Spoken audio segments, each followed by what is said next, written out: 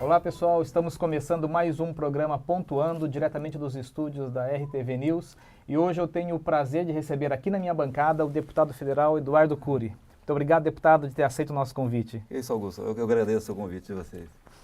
Bem, o deputado Eduardo Cury, 53 anos, casado, pai de 3 filhas, Giovana e as gêmeas Lorena e Luísa, foi prefeito de São José dos Campos entre 2005 e 2012 por 2 mandatos consecutivos. Nas 2 ocasiões foi eleito em primeiro turno. Ao final dos 2 mandatos, alcançou quase 70% de aprovação da população de São José dos Campos. Eduardo Cury é o único prefeito do Brasil que recebeu por 3 vezes o maior prêmio dedicado a avaliar a gestão municipal, o prêmio Prefeito Empreendedor concedido pelo Sebrae Nacional. Em 2009, Cury recebeu em Moscou o Prêmio Internacional Príncipe Michael de Kent de Segurança Viária, o mais prestigiado título do mundo no assunto. Em sua gestão como prefeito, implementou avanços importantes na áreas como educação, saúde e segurança. Atualmente, Eduardo Cury é deputado federal pelo PSDB. Essa é a biografia do deputado, correto, deputado? É isso, um pouco. Bom, deputado, hoje o nosso bate-papo aqui é bem acessível à população que nos acompanha, porque a ideia é levar à população o deputado. Como o deputado pensa, como o deputado trabalha e a atuação dele especificamente para a região de São José dos Campos e Vale do Paraíba. Bem, o senhor tem diversos projetos de leis e atualmente tem um que obriga aos prefeitos a declararem à Justiça Eleitoral a situação econômica dos municípios, por uma questão de transparência. Se o senhor puder comentar esse projeto para a gente? Olha, Augusto, nessa confusão toda que a gente está vendo do sistema político brasileiro, né, nós temos o problema da corrupção, que é o mais grave, mas você tem também muita falta de transparência, né? Os políticos prometem coisas que não podem cumprir, ou mentem de uma forma exagerada, ludibriando o eleitor.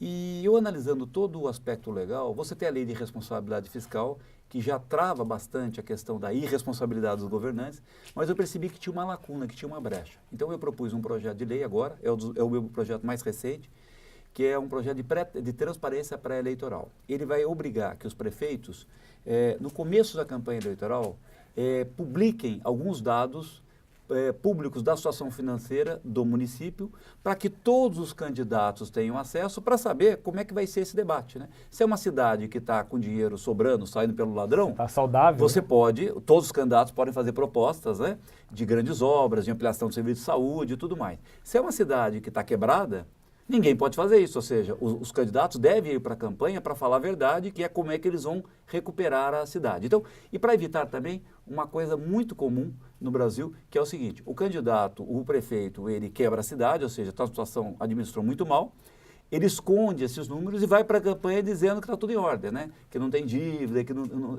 E aí o que acontece? No dia seguinte da eleição, o novo eleito ou o atual, ou se conseguiu ser eleito, o presente de descobre grego, né? o que aconteceu. Então nós temos casos dos 2 tipos, ou seja, a Dilma que prometeu, que escondeu todos os números do Brasil, o Brasil já estava quebrado, e ela foi reeleita e no dia seguinte foi uma grande decepção com ela, e teve gente, por exemplo, que escondeu os números e não foi reeleito. Então meu projeto prevê que antes do processo eleitoral, os prefeitos tenham que publicar, por exemplo, dívidas, fornecedores em atraso, número de médicos, número de vagas em creche. São pequenos números, são muitos números não, mas é o suficiente para que a sociedade olhe e perceba que nível de campanha que nós vamos ter. Ela fica muito mais transparente, mais justa até, com o próprio eleitor, né? E a palavra correta que você disse, fica mais justa. Exato. O senhor é muito preocupado também com a questão de segurança pública. Isso foi uma marca grande no governo do senhor e o senhor tem lutado bastante para poder garantir ao cidadão ao menos o sentimento de segurança. E tem um outro projeto de lei do senhor que trata de vítimas de crimes violentos, onde a vítima e o familiar, a vítima, quando ela, né, não for levada a óbito, né, mas os seus familiares sejam comunicados sobre a prisão do agressor e da mesma da soltura. O senhor também puder comentar esse projeto? Isso é uma falha da legislação brasileira, isso nem foi ideia minha. Quem me deu essa sugestão foi um grande juiz, Dr. Dagoberto Nishima, que hoje é desembargador em Campinas, mas foi juiz do trabalho aqui. Ele me deu essa sugestão. Assim que eu cheguei, já existia um projeto de lei tramitando na Câmara dos Deputados e eu passei a apoiar e ajudar esse projeto. Mas o deputado que era o autor desse projeto, eu não senti dele muita firmeza em acelerar esse projeto. E aí eu pedi licença e apresentei o meu próprio projeto para poder... Ele acabou abrindo mão do projeto dele e eu acabei apresentando. Esse projeto o que é? Aliás, a ministra Carmen Lúcia, do Supremo Tribunal Federal, alguns dias atrás, falou justamente disso. Pessoas que são vítimas de algum tipo de violência, e aí o seu algoz ou o criminoso é processado. A pessoa, hoje, ela não fica sabendo das consequências e dos trâmites legais desse processo. Se ele foi preso, se ele não foi preso, se ele foi condenado, se uma vez condenado ele cumpriu pena, quando ele foi libertado. Isso é muito importante, porque esse trauma para uma vítima, ele é um trauma muito grande. Às vezes um trauma para a própria família. Muitas das vezes, esse criminoso continua ameaçando a própria família. Então é importante que ele saiba o que está acontecendo, aonde está esse criminoso, o que aconteceu, se ele está preso, se ele está solto, que cidade ele está morando. Então, esse projeto obriga no processo criminal que seja compartilhado, que seja notificado a vítima e sua família de tudo, dos trâmites dos trâmites do processo e onde está esse criminoso. Para quê? Para dar tranquilidade e permitir que a família possa, inclusive, se proteger. E, novamente, a gente falando é uma questão de transparência, né? Mas agora voltada ao Poder Judiciário. Exatamente. Que é o que todo mundo está exigindo hoje, é uma transparência maior do Poder Judiciário. Bom, mas falando agora da situação econômica que a gente enfrenta no país, que ela é pública e notória, é uma situação de extrema dificuldade. Eu acho que o senhor tem sentido isso em Brasília, no contato diário lá. E é inevitável que essa situação ela se replique para os estados e, consecutivamente, para os municípios. Que eu falo, ninguém mora na União, todo mundo mora no município. Então, eis o maior problema.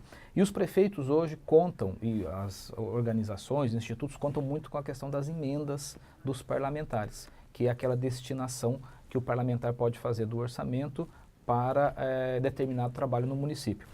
E um ponto importante, que é aqui nós temos o INPE, que é o Instituto Nacional de Pesquisas Aeroespaciais, o senhor destinou uma emenda considerável para que houvesse aquisição de um supercomputador, né, pelo INPE. Se o senhor puder comentar dessa emenda? Olha, Augusto, o parlamentar ele tem, pela Constituição, pela lei, o dever de apontar emendas, né? São perto de 14 milhões por ano, que está contingenciado por causa da crise. E essas emendas, 50% delas são obrigatoriamente para ser gasto nos setores de saúde, né? No caso, existe uma outra forma de fazer também. As comissões temáticas, que são perto de 24 comissões, cada uma delas tem também emendas. Elas também podem indicar no orçamento recursos para as áreas que, logicamente, elas são afeitas. Eu, como faço parte da Comissão de Ciência, Tecnologia, Comunicações e Informática, eu briguei lá e consegui esses recursos de 3 milhões de reais para o INPE, para que ele pudesse aprimorar e modernizar o seu supercomputador. Na verdade, eu tinha conseguido, no ano anterior, uma emenda muito maior do que isso, perto de 100 milhões, para comprar um novo supercomputador, mas houve uma certa falta de comunicação entre o Ministério e o pessoal técnico, e eles acabaram perdendo na etapa final do orçamento, onde era fora da minha comissão. O ministro, na verdade, acabou não priorizando esse gasto, e esse ano eu consegui, num outro tipo de rubrica, esses 3 milhões. E com isso, o Ministério colocou mais 6, e com esses 10 milhões vai ser aprimorado e feito um upgrade no atual computador, permitindo que ele tenha mais pelo menos 5, 10 anos de vida útil. E mais do que isso, como ele vai ser feito pelo próprio fabricante, que é o fabricante único do mundo, isso vai dar uma garantia de 5 anos, ou seja, durante 5 anos o INPE também não terá despesas de manutenção. Então, com isso permite que esse supercomputador, que cuida principalmente do sistema de previsibilidade do clima, faça com que isso não tenha perda para o Brasil. É importante que as pessoas entendam, né? O que é isso? Você, para processar informações para a previsão do clima, você precisa de supercomputadores. Quanto mais potente ou quanto mais acurado isso, com mais dias você faz e com mais certeza, com mais acuidade, com mais precisão. O computador do INPE estava ficando obsoleto, porque os softwares vão mudando, da mesma forma que o seu computador, né? É natural. Você compra, ele é maravilhoso, daqui a um tempo ele começa a travar. 2, 3 dias ele já está porque o software fica muito evoluído, você precisa de mais memória, mais capacidade de processamento. A mesma coisa o sistema de clima. Então, era necessário porque hoje o INPE é responsável por grande ajuda do agronegócio. Os produtores rurais, eles precisam saber a previsão do clima para saber qual o momento adequado para se proteger de uma chuva de granizo, por exemplo. E até então, o próprio plantio, né? Então, o Brasil é muito dependente do trabalho fantástico que nós fazemos aqui no INPE e aqui em Cachoeira Paulista, no CPTEC, que pertence ao próprio INPE. Então, com isso, nós conseguimos pelo menos 5 anos aí de modernização dos computadores e, consequentemente, o Brasil vai ganhar com isso. Não só a região de São José, bem como o senhor posicionou, o próprio país, o Brasil como um todo, vai ganhar com isso. E essa... o Brasil também, o INPE dá um grande apoio para a América do Sul, ou seja, o INPE é líder nessa questão e grande parte desses países menores, mais pobres, são suportados pelo nosso apoio aqui. Que bom, deputado. Bem, especificamente aqui em São José, tem uma demanda já um tanto exigida há um certo tempo, que é o famoso desafogar o trânsito. Principalmente na Avenida Tancredo Neves e a Estrada do Cajuru, a famosa rotatória do gás. E já era uma demanda grande daquele bairro que precisava fazer a fluência do trânsito. E o senhor teve uma contribuição grande no convênio recentemente assinado pelo prefeito Felício. Se o senhor puder comentar essa questão de uma verba de 2,9 milhões de reais que o senhor destinou. Como eu falei, um deputado ele tem dois papéis. Votar, né, e procurar votar de acordo com os seus valores, de acordo com o eleitor que o elegeu. E também tem um papel, na minha opinião, de brigar para a sua região, para que ela seja, para que ela possa receber recursos da mesma forma como todo o sistema político faz, ou seja, dentro da lei. O sistema o eixo de acesso, o eixo de alimentação de toda a região leste foi muito melhorado desde a gestão do Emanuel, quando foi duplicado o viaduto Vista Verde. Eu era secretário de transportes dele à época. Depois duplicamos a Pedro Frige, a Benedito Frige. Na sequência, começamos a duplicar a Tancredo Neves, fase 1, né, até a rotatória do gás. Foi quando foi construída a rotatória do gás. Depois, na minha gestão, duplicamos a fase 2, a fase 3, até a duplicação, a melhoria, a modernização da duplicação até o Novo Horizonte. Isso levou um grande desenvolvimento para a região leste, mas também levou muito mais fluxo de carros e de ônibus, né? E ali criou um gargalo. Eu lembro na última campanha, eu estava ali distribuindo o meu panfleto ali perto do semáforo, e eu percebia aquela fila gigantesca de 300 metros, 400 metros de congestionamento, no horário que as pessoas estão querendo voltar para casa, descansar, ou então passando em casa para jantar rapidamente, tomar um banho, ir para a escola, ir para a faculdade. E aqui Vila Isabel falei, não é possível, isso aqui não é difícil resolver. Não era a minha gestão, era a gestão do PT. Assim que acabou, eu fiz uma emenda, combinei com o Felício falou, Eduardo, eu preciso fazer um projeto ali. E aí eu fiz essa emenda de 2,9 milhões, ela foi liberada, o prefeito, o Felício, assinou o convênio com a Caixa Econômica Federal há 3, 4 semanas atrás, e ali vai ser construído um túnel para a gente tirar todo aquele congestionamento, e os moradores que vão para o Novo Horizonte, ou vão para a região do Campo São José, vão poder chegar mais cedo em casa. Que bom. Bom, nós falamos do prefeito Felício agora e, evidente, né, todos sabem, o Felício pertence ao mesmo partido que o senhor. Então, acredito que a interação já seja grande entre vocês. E o que o senhor avaliaria desse primeiro semestre, vamos dizer assim, da gestão do prefeito Felício? Olha, dado o quadro que ele pegou, ele está indo muito bem, na minha opinião. Eu sou suspeito, logicamente, porque sou do mesmo partido que ele, mas eu peguei uma situação diferente dele. Eu fui sucessor do Emanuel, então eu não tive a prefeitura quebrada financeiramente. Então, para mim, eu pude, no primeiro dia, já começar a governar. Pelo contrário, como eu era secretário do Emanuel, assim que acabou a campanha, eu já tinha tudo na cabeça, o que podia ser feito, né? Porque as contas estavam em dia, eu não tinha que pagar dívida. Com o Felício foi diferente, ele pegou uma situação muito difícil, os números, eu acho que só o atrasado, 300 e poucos milhões, né, que foi atestado aí pelo Tribunal de Contas. Então, ele teve que, na verdade, no primeiro momento, puxar o freio de mão para arrumar a casa. E eu acho que, dado isso, na minha opinião, ele está fazendo isso muito mais rapidamente do que eu imaginava. Eu imaginava que ele ia perder 1 ano e meio para poder minimamente botar as contas em dia. Mas as informações que eu tenho é que a grande maioria dos fornecedores já estão em dia, principalmente na área de saúde. E com isso, a partir de agora, do final do ano, eu acredito que ele possa impor o ritmo que é o governo do Felício. Porque até agora ele está pagando conta do governo anterior, né? E agora eu acho que ele possa iniciar realmente o governo dele. Embora ele já tenha feito muita coisa, eu acredito, coisa nova já. A OBS resolve, uma série de projetos. A Cambuí, que estava parada, ele já está retomando. Como eu disse agora, o túnel do Campo São José, da rotatória do gás. Ou seja, ele fez muita coisa, mas eu acredito que agora, assim que ele terminar de pagar esse rombo que foi deixado, ele pode botar no ritmo que ele gostaria, né? Então, eu acredito que muito antes do que eu imaginava, ele já botou a casa em ordem. Bom, o senhor participou ativamente da campanha dele, como também o Emanuel Fernandes participou ativamente da campanha, e eu acho que tem uma pergunta que todo mundo quer saber. O senhor tem alguma gestão compartilhada com ele da prefeitura ou o Felício caminha por conta própria? Não, ele tem liberdade total, ele tem minha confiança, do Emanuel, mesmo porque O Felício está conosco desde o início desse sistema, desde que a gente começou a entrar na política.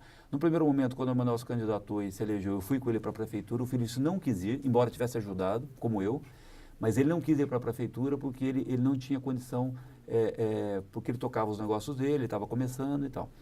Quando eu virei prefeito, ele topou fazer esse sacrifício, veio me ajudar, então ele está conosco desde o começo. Ele tem a confiança minha, do Emanuel, total para o dia a dia. De vez em quando nós discutimos grandes coisas, né?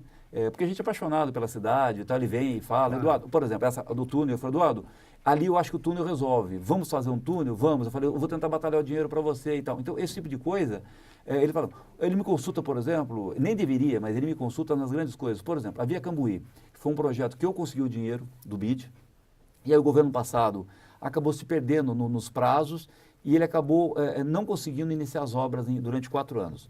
Quando eles mudaram o traçado da Via Cambuí. A Via Cambuí ela estava no eixo do vale, né? E eles levaram a Via Cambuí lá para cima, tá certo?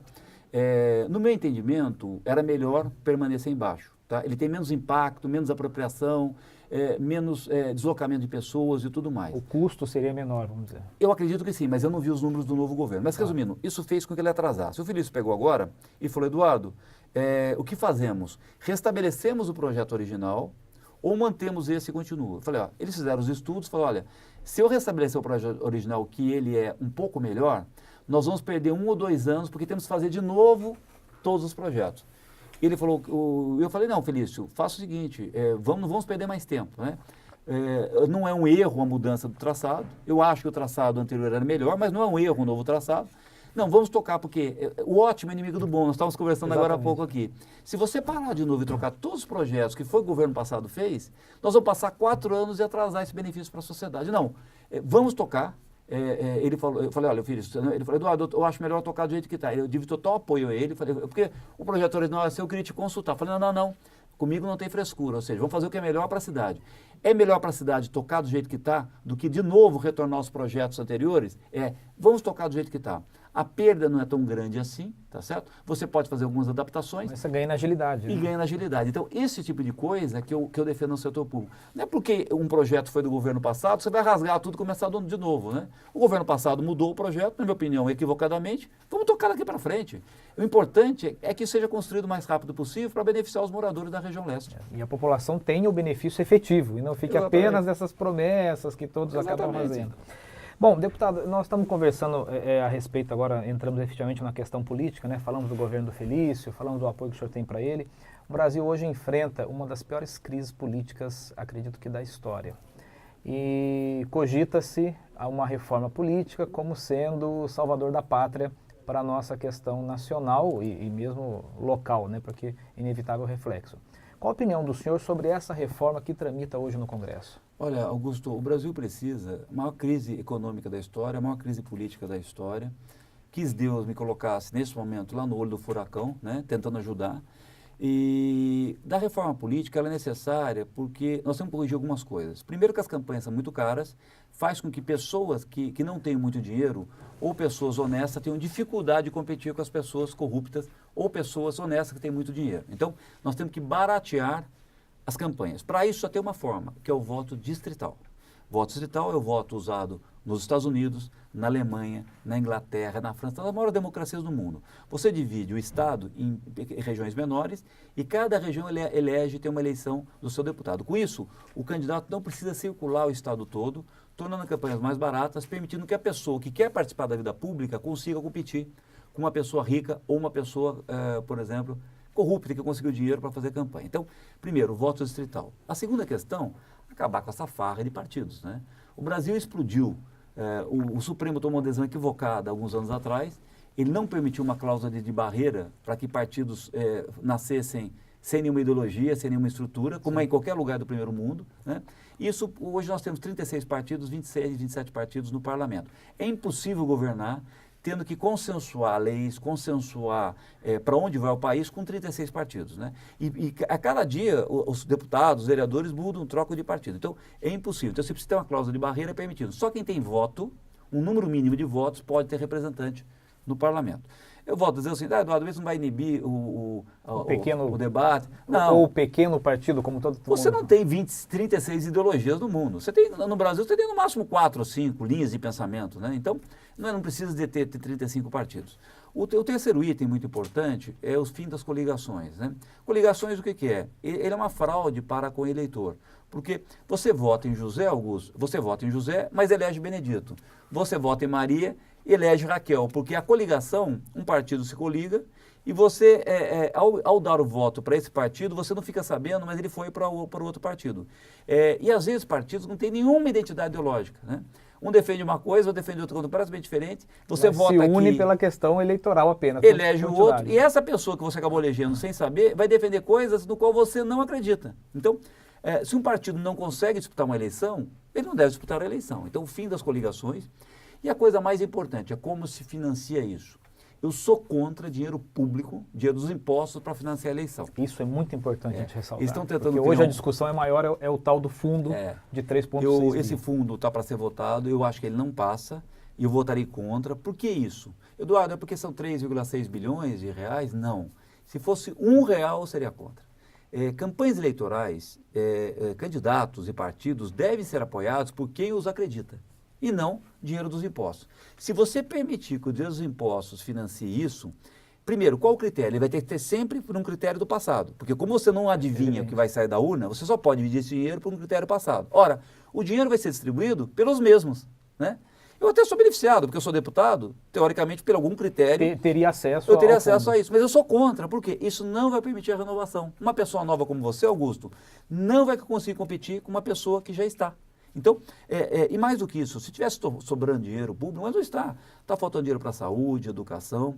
E mais do que isso, nós temos que fazer com que o cidadão participe da política. Então, se ele acredita, ele colabora. Todo mundo sabe que aqui em São José, o Emanuel, eu, o Felício, o El Nishimoto, nós fazemos um almoço ou um jantar para pedir colaboração para a nossa candidatura. E fazemos campanhas muito modestas perto de outros candidatos. Sim. Fazemos desse jeito.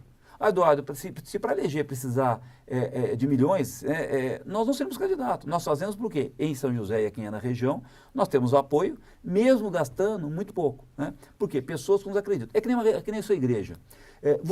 Se você acredita naquela igreja, na minha opinião, você deve contribuir para aquela igreja. Né? Agora, se você obrigar que as pessoas, que o dinheiro dos impostos vai custear a igreja, talvez esse dinheiro vai bancar uma igreja no qual a população não acredita. Não acredita, exato. Então, campanha eleitoral tem que ser bancada pelo cidadão. Ah, Eduardo, mas o dinheiro do cidadão não é suficiente porque gasta muito em campanha. O erro está em gastar muito em campanha. O custo da campanha que está elevado. Exatamente, porque a conta que os políticos tradicionais estão fazendo é a seguinte coisa. Olha, eu gasto milhões, então eu tenho que arrumar um jeito de conseguir esses milhões. Dado que não pode ter mais doação de empresa privada, então tem que fazer do público. Não, nós temos que fazer o seguinte, baratear as campanhas. Evitar o gasto de milhões. Então, na televisão, por exemplo, se não tiver dinheiro, que põe o celular e ele faça o vídeo dele na campanha com o celular. O que não pode, se o candidato não tem apoio, ele não pode ser candidato. Não pode ser candidato. É essa a lógica. Então, eu votarei contra o fundo público, sou a favor de contribuição privada com limite, né? E aí um exemplo para as pessoas falarem, não, então, pessoa física ou jurídica, uma coisa muito simples para as pessoas entenderem. O problema não está em ser física e jurídica, o problema está no limite dessas doações. Então, assim, então a pessoa física pode, então vamos imaginar, os dois donos da JBS que fizeram corromper o Brasil todo. Então, na pessoa física, eles doaram R$500 bilhão para as campanhas. Então, na pessoa física, eles poderiam? Ou seja, teriam corrompido da mesma forma. Não, o problema não está em ser pessoa física ou jurídica. Temos que limitar o valor da doação. O valor da contribuição, tá certo? Agora é o seguite, eles, então, na pessoa física, podem doar R$500 bilhão. Agora, o dono da quitanda não pode, da pessoa jurídica, doar R$500 num convite no almoço. Você está entendendo? O problema não está na ser pessoa física ou pessoa jurídica. A questão está no volume dessa. Eu defendo um limite bem baixo para as contribuições. Não importa. Seja de jurídica ou física. Porque a gente sabe, grande parte das pessoas hoje são PJ. Mesmo a pessoa, às vezes, autônoma, ela é uma PJ. Né? Então, não é criminalizar a pessoa jurídica. O problema é colocar um limite nisso. Colocando um limite, as campanhas podem ser feitas tranquilamente com o apoio das pessoas, né? Com limites e gastando pouco. Bom, e essa crise que nós estamos enfrentando política, acredito que o senhor, como está falando, no olho do furacão, está em Brasília todas as semanas, né? E está presenciando isso diretamente, especificamente com a presidência da República, pelo governo Michel Temer. Qual é a análise que o senhor faz do governo Michel Temer? Olha, é um governo de transição, um governo que é refém do seu passado, né? Não podemos esquecer, o Michel Temer, ele assumiu por causa do impeachment, ele era o vice da Dilma, então, no meu entendimento, ele tem parte de responsabilidade sobre o que aconteceu, porque ele apoiou durante 14 anos tudo o que aconteceu, né? Mas nós temos que cumprir a Constituição. Ela foi impedida, ele assume. Eu acho que as atitudes do governo dele estão na direção correta, de fazer as reformas. Nem acho muito porque ele acredita, porque se ele acreditasse, ele não teria apoiado justamente ao contrário, mas ele está na direção correta. Então, nós, como brasileiros, temos que apoiar essas reformas. Quanto a essa agenda da Lava Jato, que pode atingir, eu acho que isso cabe ao judiciário. A classe política não deve tentar fazer CPI ou tentar abafar a Lava Jato. Os políticos não são bons para investigar. Nós devemos deixar isso para o Ministério Público, deixar isso para o Judiciário, né? Logicamente, o presidente Michel Temer tem um passado, né? Claro. O que assombra ele é o passado dele, não o presente, né? Isso nós não temos controle, né? Que o Judiciário investigue, né? E se tiver que punir, que puna. E nesse intervalo não podemos parar o Brasil, porque a coisa mais importante nesse momento, Augusto, é a questão da retomada da economia e o emprego. Se não voltar ao emprego, não adianta nada no que nós estamos fazendo. Então, e para voltar ao emprego, nós temos que voltar à economia. E para voltar à economia, nós temos que corrigir o governo. E corrigir o governo é cortar gasto necessário para que sobre mais dinheiro para saúde, educação e segurança pública. Recentemente, deputado, então presidente do partido do senhor, do PSDB, o senador Aécio Neves, foi envolvido, assim como o presidente Michel Temer, em algumas tratativas não muito republicanas, como foram constatados. E isso foi para a mídia, inclusive estão respondendo processos judiciais a respeito disso. Qual o posicionamento do senhor, sendo do mesmo partido do senador Aécio Neves, e quanto a essas atitudes por eles, então, imputadas a ele, que foram por eles adotadas? Olha, assim que houve a gravação, eu me senti envergonhado com isso, e eu fui um dos primeiros parlamentares que defendeu o afastamento do presidente do meu partido, né? Eu me senti desconfortável de cobrar os outros sem antes cobrar dentro do meu partido. Então, eu sempre tive essa postura. Eu paro de cobrar os outros e tento resolver o problema na minha casa. Se eu tenho problema na minha casa, com a minha mulher, com meus filhos, eu não tenho direito de cobrar ninguém fora. Então, o que eu fiz? Eu fui um dos primeiros deputados que defendeu o afastamento dele, ele foi afastado da presidência do partido, tá certo?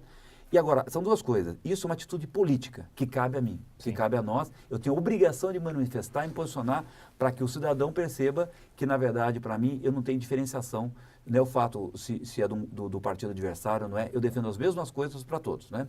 Agora, a questão judicial, né, não cabe a mim. Isso agora vai ser investigado. Se tiver alguma coisa, que seja punido, né? E ele vai ter toda a condição de se defender, mas isso não cabe a gente. Cabe a mim ter um posicionamento político. O meu posicionamento político é o seguinte: dado aquelas gravações, não via sentido ele continuar na presidência do meu partido mais.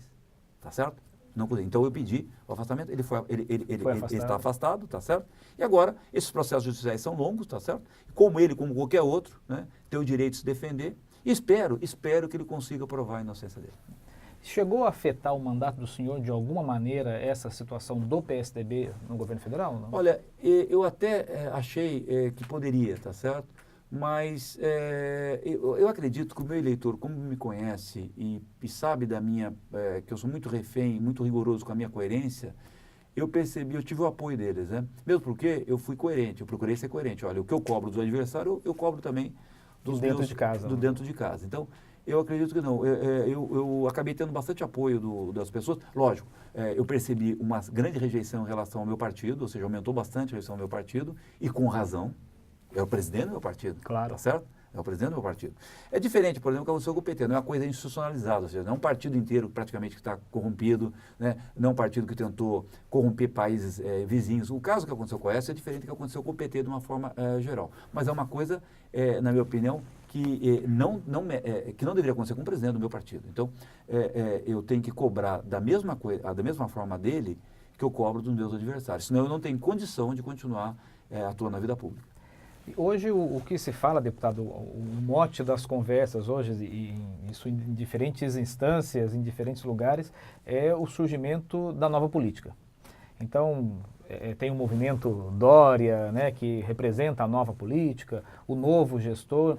Para o deputado Eduardo Cury, o que é o novo político? Olha, o novo, em parte, é o que aqui em São José o Emanuel acabou plantando. Eu, como um discípulo, feliz também, a gente já está falando que assim, primeiro, sinceridade, não roubar, certo? Isso é claro. básico, não precisa nem discutir isso, né? Depois é o seguinte, qual outra coisa, qual barreira que nós estamos passando? O que é o novo? O novo não é o cara mais jovem ou o cara mais idoso. Eu tenho deputados lá novos, tá certo, de primeiro mandato, jovens, que votaram com o Eduardo Cunha, apoiam lá o abafar a corrupção, tá certo? E você tem deputados mais de idade que são absolutamente transigentes com a corrupção. Então a questão do novo não é a idade, a questão é o discurso, a forma de agir politicamente. Primeiro, falar a verdade, né? Ser transparente, inclusive com as coisas duras. Parar de dourar a pílula, falar que está tudo bem. Não, não está tudo bem. Nós temos coisas a serem feitas, o Brasil não está bem, e a gente precisa enfrentar os problemas. Então, primeiro, ser transparente. O seu discurso ser igual à sua ação. Não basta você fazer um discurso que defende algumas coisas e você, na prática, fazer outra. Eu vou dar um exemplo para você. Eu sou um deputado novo, eu sou um deputado lá em primeiro mandato, e às vezes as pessoas falam, Eduardo, mas eu vejo alguns deputados toda hora dando entrevista na televisão, toma cuidado com isso. Tem cara que a gente chama papagaio de pirata, né? Eles estão toda hora dando as entrevistas na Rede Globo, no Jornal Nacional, tá certo? Só que eles fazem um discurso e lá no plenário para votar é completamente diferente. Então eles falam que são contra a corrupção e conseguem que a imprensa o entreviste, né? Na hora das votações, eles defendem os corruptos. Eles apoiam os corruptos, continuam apoiando os corruptos, tá certo? Ou defendem um corrupto, eles atacam um corrupto na televisão, mas lá no plenário eles defendem outro, os amigos dele. Então, toma muito cuidado com isso, né?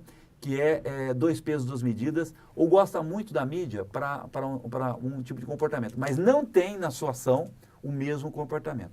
O que nós aqui em São José buscamos, desde que nós entramos na política, é o seguinte, não somos perfeitos, cometemos erros de avaliação, às vezes, às vezes eu voto uma lei e fico em dúvida se está correto aquilo, mas é o seguinte, muita transparência, né? Falar, compartilhar com as pessoas, olha, estou em dúvida disso, né? Tem várias votações que eu posso dizer para você, eu fiquei na dúvida.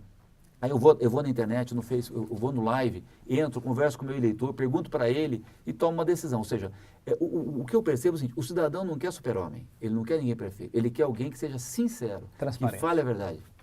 E o gabinete do senhor, pelo jeito, então, é portas abertas para o eleitor, para quem quiser buscar. O gabinete físico é portas abertas. Mas hoje, eu vou falar para você, 90% do meu atendimento é via rede social. Digital, É digital. As pessoas falam, não precisa se deslocar para dar uma sugestão, não precisa se deslocar. Agora mesmo, outro dia, uma pessoa me trouxe um problema de saúde, né? Um caso sério de possível amputação de membro e tal, por causa de diabetes, né? E ela me procurou pela internet, tá certo? E eu nem conheço a paciente pessoalmente e tal. Por isso, já faz, eu paro o meu gabinete, já vão sair procurando o que é, qual o procedimento, como é que ele pode ser ajudado. Então, para tentar resolver a situação. Exatamente. Então, a internet, ela é muito rápida. Você, numa frase, você consegue passar o problema para mim, mas às vezes aquela frase, para mim resolver, demanda semanas, claro. Né? Demanda reuniões em Brasília, reuniões aqui, ligar, perguntar como é que funciona o sistema, como é que faz para o paciente desse ser atendido. Eu estou citando o caso de saúde, mas posso citar N outros, Sim. né? Uma lei, por exemplo, Eduardo, por que você não faz uma lei desse tipo? Isso demanda estudar o problema, ver se já tem uma lei. Mas existe a interação com o eleitor, é possível essa interação com o senhor? É possível, hoje em dia totalmente. Não tem como você ficar blindado hoje em dia. Exato. Bem, eu acho que nós já estamos caminhando para o fim da nossa entrevista. Eu quero agradecer ao deputado que disponibilizou aí uma parte da sua agenda. E para a gente isso é importante, porque a gente quer levar para o eleitor, para o cidadão, não só de São José dos Campos, mas de toda a região, como é o deputado que o representa. Como é o deputado que está preocupado com a nossa cidade, está preocupado com a nossa região, com a RM Vale. E eu acho que nada mais simples do que trazer para um bate-papo através da internet, como o senhor falou, que é o meio que divulga. Se o senhor quiser deixar uma mensagem para o cidadão joseense, para a população da região metropolitana do Vale do Paraíba, o senhor pode ficar à vontade. Eu agradeço o convite. É dessa forma, porque a interação na internet é legal, mas eu, por exemplo, uma pessoa de má fé pode manipular, ele só fala o que é bom. Uma entrevista não, porque você pergunta, né? E você pode perguntar coisas indelicadas. Eu pergunto para o presidente do meu partido. Então é importante isso. Eu que tenho a agradecer. O meu mandato são dessas 185 mil pessoas que acreditaram em mim. Eu sou escravo disso, né? Procuro corresponder o que elas o motivo pelo qual elas votaram em mim. Não sou perfeito. Muitas das coisas, às vezes eu digo, Augusto, a votação não é sim ou não, a votação é digital, sim ou não. Eduardo, por que você não votou desse jeito? Porque isso não estava para ser votado. Eu só podia votar sim ou não. E o ruim, o sim era ruim e o não era pior ainda. Então, às vezes, a gente não vota do melhor, a gente vota para não piorar. Mas a transparência, discutindo com as pessoas, programas como o seu, por exemplo, que eu tenho a oportunidade de ser questionado e com isso poder explicar um pouco para as pessoas, acaba melhorando um pouco o entendimento da vida pública, do sistema político e isso melhora e acaba aprimorando o meu próprio mandato. Deputado, Muito obrigado mais uma Obrigado vez. a você, obrigado a vocês aí. Bem, pessoal, encerramos hoje aqui a entrevista com o deputado federal Eduardo Cury, essa pessoa simpática, muito lúcida na palavra, na transmissão. Eu acho que vocês aí puderam ter uma ideia de como pensa o nosso deputado, de como ele se posiciona. E agradeço novamente você que me acompanha pelas redes sociais, que acompanha o nosso programa Pontuando. Não se esqueça, segunda que vem, às 19 horas, estaremos juntos, tá ok? Um grande abraço e até lá. Obrigado. Obrigado.